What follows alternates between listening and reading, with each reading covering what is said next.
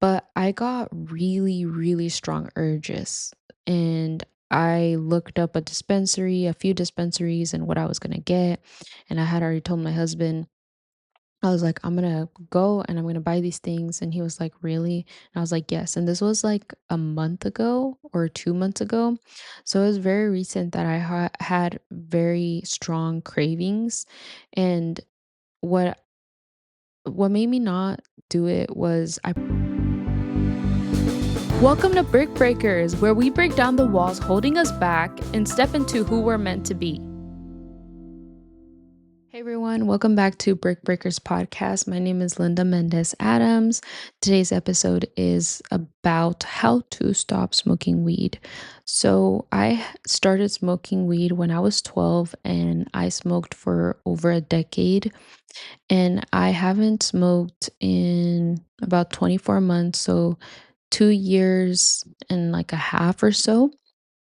I never thought that I would be able to say that because it became part of my identity, and I didn't think it was a problem. And then when I realized it was, I didn't think I could ever stop smoking because it was so challenging to stop smoking weed. And I would smoke when I'd wake up before I go to bed during the day, whenever I felt like it started to fade, when I was in school, like during school on campus. And it just became very, I don't know, detrimental, not healthy to me. So I just knew that it wasn't good to continue. And I'll get that into that in this video. But if you guys smoke, there is no judgment from me. I'm not saying what you have to do with your life, and I'm sure you guys know that. But if there is a reason that you may want to stop and you haven't been able to stop, I hope that this episode helps you and that maybe you learn something from it or you resonate and take away whatever it is that you need to take away. So here I am sharing my story. I always catch you guys up on what I've been doing.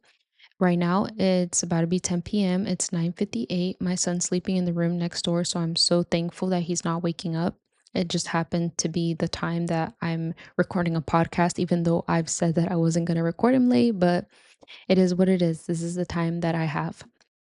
I am starting my VIP Creator College one-on-one coaching class tomorrow. It's for 4 weeks. They teach you about how to make videos go viral, how to monetize your videos, how to get brand deals, tips and tricks on editing, things to do, things not to do. They have a YouTube class where they teach you how to get your YouTube videos to get more engagement. And I'm excited because for my podcast, I also do a video. I'm looking forward to getting the tips on there. And I mean, there's a reason why I'm also recording tonight, is even though I was in pain because I'm on my period and I'm tired and I've been out of it and I've been dragging my feet. I have insomnia, so I haven't been sleeping well, and I've been more irritable, foggy brained, forgetful, frustrated, not really as excited about things as I usually am. So it's been taking a toll on me. I've also had hearing issues in my right ear. It sounds very muffled. I already called like a doctor and got it checked. They said my ear's fine, so they're sending me to a specialist to see if there's anything that's more serious. That's at the end of this month. Oh, also at the end of this month, that is more exciting, is I'm going to do something with my hair. I'm not going to tell you guys exactly what, but something fun. And I my left eye has also been twitching, and I think it's because of stress. I have a lot to do for work. I only have one client that I do social media content creation for, where I go out and do photography, videography for landscape and pool installations. And I've been doing so much work trying to have it all ready to go and scheduled before I start my VIP class. But there's just so much to do, and I haven't finished all that work, and I don't want it to interfere with my class because anytime I'm able to work on my computer is when my son naps, and that's pretty much the only time I have. And then right before bed. But when I'm going to bed, I have my personal things like showering, Bible study, spending time with my husband, watching a show, relaxing, and getting ready for the next day. But instead, I have to go, and sit down, do all this work on my computer, be stressed, go to bed super late. And it's not good for me because I already have insomnia. So I need that extra sleep. And even then, if I do try to get the extra sleep, I still wake up in the middle of the night. I just need sleep. Honestly, that's like the only challenging thing that's been happening for me so far. But that's a little bit about what's been going on in my life. Let's jump into today's podcast. I am very excited to share with you all what my life has been like smoking weed and stopping smoking weed. I had to leave for a moment because my SD card was full. I really need to get an SD card with like 600 gigabytes of memory because mine's always fill up so fast, and I have so many things that I do on my SD cards that I can't delete, and it takes forever to organize files. And I also had to use the bathroom. I don't think men will ever understand what the female body has to go through during their menstruation cycle. It's rough, guys. Honestly, it's rough. Okay, now we're going to be jumping into how it started, like how I started smoking weed. So, um, w- growing up, we lived in poverty and there was a lot of bad influence everywhere, not only for me, but for my brothers. And my brothers would smoke, and I started smoking with them, and my parents didn't know. And I thought at first that it was like my first time. I remember still part of it. Like I was laughing, I was having a good time. I thought it was funny. And then ever since, I guess I just gradually started to smoke more and more. And then it was something that I would do with my friends in middle school. And I know it's crazy to think about that in middle school we were smoking when we were like 12, 13, maybe some of us 11, I don't know, around that age. And it's so young because your brain is still developing. So I just don't feel like you should really be smoking. It wouldn't be healthy or good for you. And somewhere I heard something about like it reducing your brain cells, the smoke. I don't know. I haven't memorized what it does to an adolescent's brain at that age, like at that age. So I will need to get back to you guys on that. But this is how I started. Was smoking with my brothers, and then smoking with friends at school, and then by myself. And it just became like a habit. So I went into high school and I was still smoking, and it just seemed normal. And I didn't realize that I had become dependent on it at some point in my life. I have notes over here on my computer. Not sure if I mentioned that already. Okay.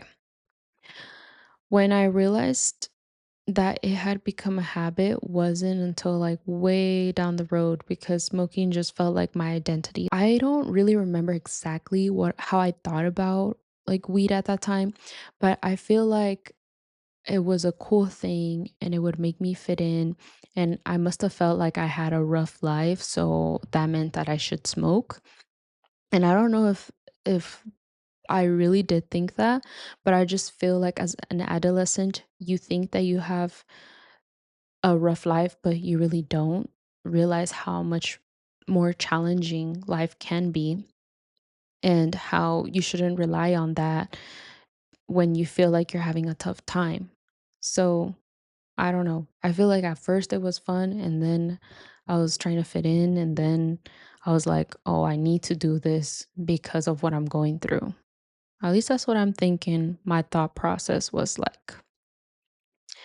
So, I continued to smoke up in high school as well, and after my mom passed, I moved to a different state. I moved to Colorado, and I continued to smoke there, and I started another high school there. I met friends, and we'd also smoke. We'd leave campus and smoke, hang out on the weekends again, smoke.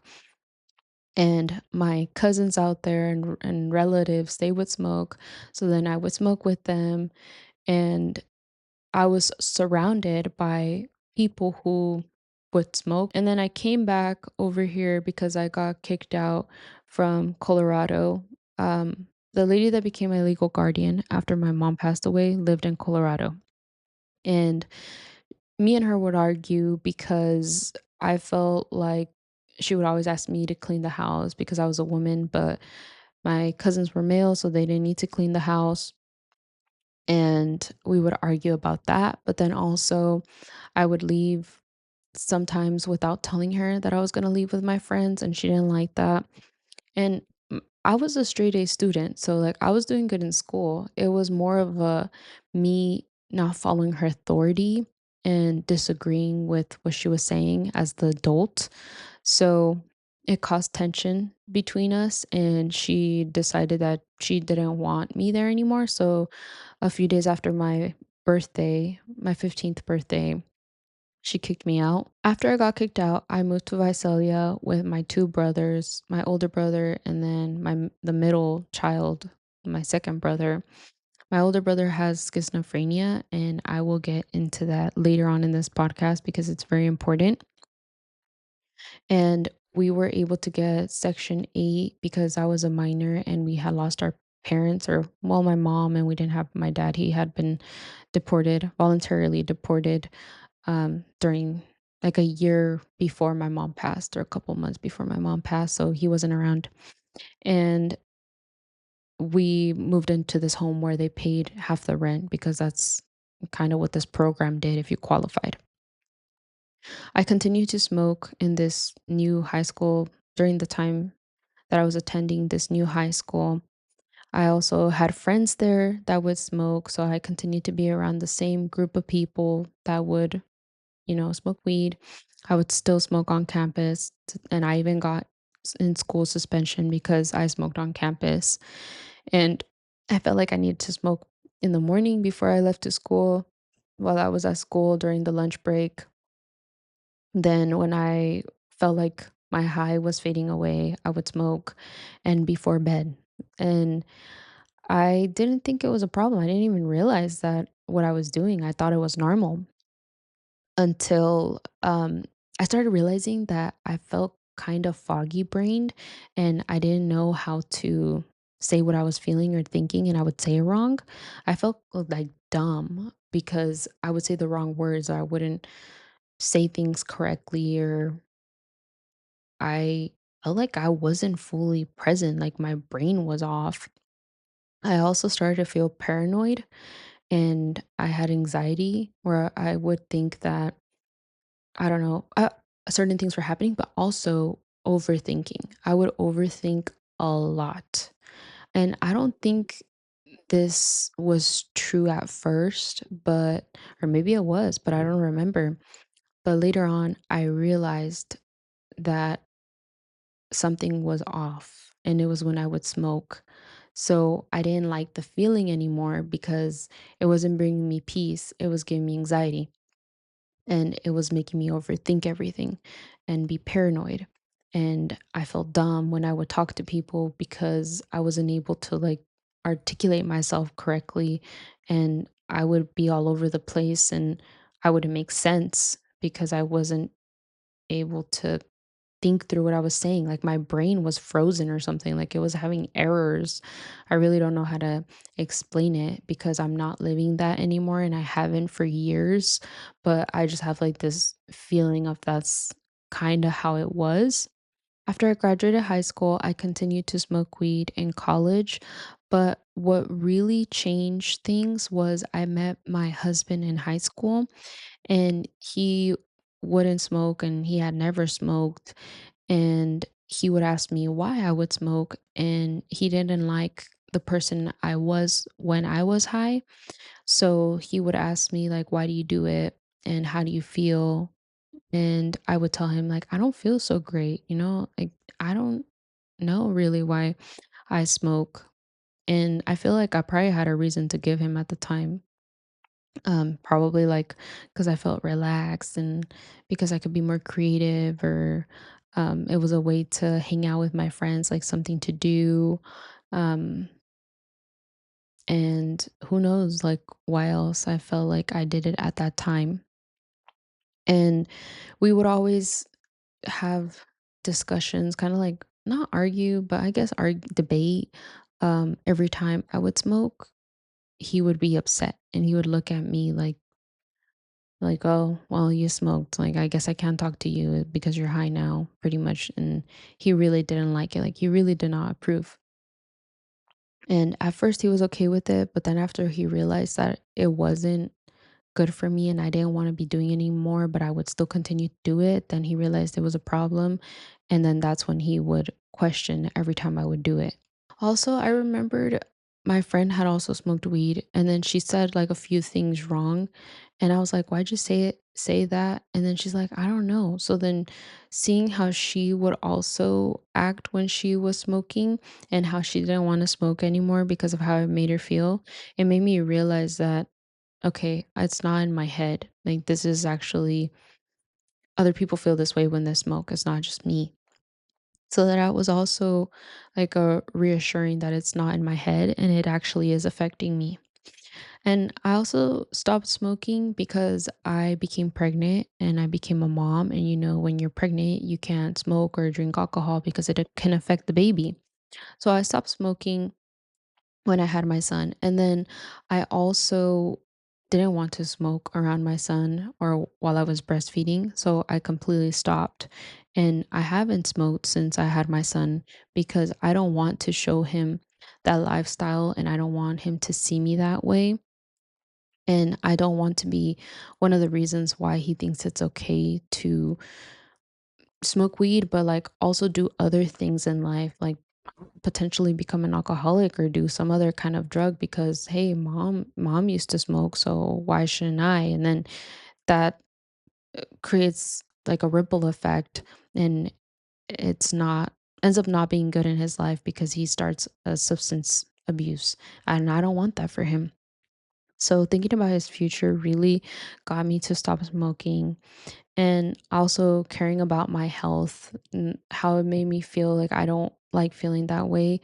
Not only does it affect your brain, it affects your lungs. And just when you're high, how I felt is was not good for me. So it wasn't benefiting me. I just knew that I didn't want to do it anymore. So how I actually quit and slowly began to stop smoking was I had a pen, and that pen I would um, carry it around because I didn't want to smell like weed, and it was more discreet so people wouldn't know when I would smoke, and I can have it with me at all times. I didn't need to like have weed to smoke like it was a pen. I just press a button and then I'm high, you know? So it was a lot faster and easier. But I slowly backed off of weed, and the friends that I would hang out around that would smoke, I slowly stopped smoking with them. And then I ended my friendships with a lot of them. And then I was around less people who would smoke, and I wasn't smoking with people, and I didn't have weed on me. I only had my pen, and sometimes the charger, like I wouldn't charge it, so it'd die. So then I would have to charge it, and then come back and smoke later. So it was kind of like it gave me a break whenever I had that urge. And it also gave me a sense of security. Like my pen is always going to be there in a drawer if I ever feel like I need to smoke, like quote unquote, I need to smoke. And that helped me because I felt like I had like security if I ever needed it, but it made me slowly let it go, but not where I would get anxiety because I didn't have it and it wasn't around me, like it gave me security. So that really helped me to slowly stop smoking. But it wasn't only putting the pen in a drawer that helped me stop smoking. I would also remember why I didn't like it, like the feeling of being high, what I didn't like about it, which was because I was foggy brain, forgetful, I felt dumb and paranoid, had anxiety. And I was like, no, do I want to feel that way? No, I don't want to feel that way. So then I wouldn't. I wouldn't smoke. And now that I'm a mom and I had a huge break during my pregnancy and then during breastfeeding, and then a couple of months after, just not wanting to do it because I didn't want that for my son, and I still don't want that for my son.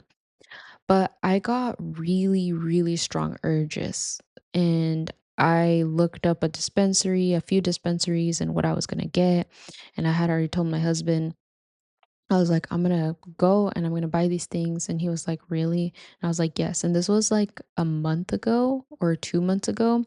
So it was very recent that I had very strong cravings. And what what made me not do it was I prayed, but I also felt like God sent a couple videos to me.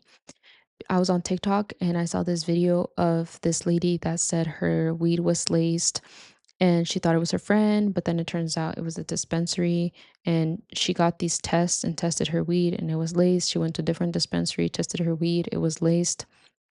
And I feel like she went to 3 different dispensaries. Not sure if she tested the first one, but for sure she tested 2 different dispensaries and they were both laced. So I thought, I don't know if what I'm gonna take is going to be laced, and I don't want to put myself in harm's way just for a little bit of relief. At least that's what I was thinking. I was thinking, oh, if I smoke, I'm gonna get relief. And I know that God is the one that brings you relief and comfort. So I know that that's not true. I know that that's the enemy talking to me. But that's how I felt in the moment. And then I saw another video where if you are prone to getting a mental health illness, like a psychosis because it's genetic, then if you smoke weed, it can cause a psychosis. And my brother has schizophrenia. He didn't have schizophrenia before, my older brother. He was a straight A student, loved by many, well known, and he started smoking weed. And I don't know what happened, but slowly he got paranoid and got schizophrenia. And it was so sad because my brother deserved a good life, and I deserved to have an older brother, and we both deserved to not go through that and not be going through that, where he's schizophrenic now, living in the streets, homeless, and he's never been the same. And honestly, I feel like I lost my brother when he got schizophrenia. He was no longer the same, and he slowly began to get worse and worse. And I feel like now he's a little bit better, but he's still living in the streets and he doesn't want help and he doesn't want to change. And he's still continuing to smoke weed and it's not really benefiting him or helping him. I feel like it's making things worse. So after I saw that video, I was like, it's not worth it. Like, it really is not worth it. And I also reminded myself of how it makes me feel. And I don't like how it makes me feel. So I didn't, and then I moved on with my life. But I'm careful about what triggers my cravings because when I listen to certain music, I get triggered and I feel like smoking. When I watch certain people's like social media, I get triggered. I want to smoke. And when I am feeling very stressed, overwhelmed, sad, depressed, lonely, anxious, overwhelmed, then I feel like smoking again. And that's like a trigger. But I know that I don't need it and it's not going to help me and that God has my back and that everything's going to be okay. So I haven't smoked and it's been over 24 months now. So not only does it suck to smoke weed for everything that I mentioned, but also it costs money and taxes are really high on it as well. So that's just another reason why not to smoke. It's just a waste of money on top of all the other negative effects of it. If you're wondering whether you should quit, here are some questions that are worth asking yourself. Do I enjoy it or do I just feel like I need it? Am I using it to escape? Does it actually make me feel better? Does it increase my anxiety? Is it affecting my relationships? Is it affecting my motivation? Is it affecting my memory or my focus? Could I go a month without it? If those questions make you uncomfortable, maybe it's worth exploring. And I feel like I could answer all those questions and I would have like bad answers and pretty much says that I shouldn't smoke. These questions made me think about how I would get the munchies also when I would smoke.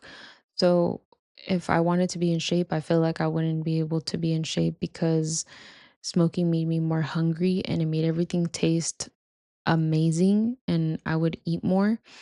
So I don't think that I'd be able to reach my fitness goals because I would want to eat more. And it would also affect my motivation. Like I'd feel more lazy, heavy, sluggish, and I just want to lay down and watch TV. And when I would lay down and watch TV, I would forget about things that were affecting me in life. I wouldn't be as responsible as I should. I wouldn't get things done.